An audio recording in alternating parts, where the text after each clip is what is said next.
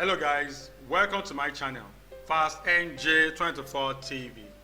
So popular human rights activist and legal practitioner Dele Farotimi on Monday appeared in court wearing handcuffs while being escorted by police officers.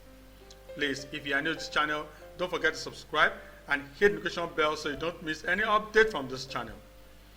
The hearing took place at the High Court in Ekiti State. Dele Farotimi was arrested at his Lagos residence last week by officers of the Ekiti State Police Command. His arrest followed a defamation lawsuit filed by Chief Afe Babalola, a respected senior advocate of Nigeria, SAN, and one of the country's most prominent legal figures. The 95-year-old legal luminary accused Dele Farotimi of damaging his reputation through statements made in a book titled Nigeria and its Criminal Justice System.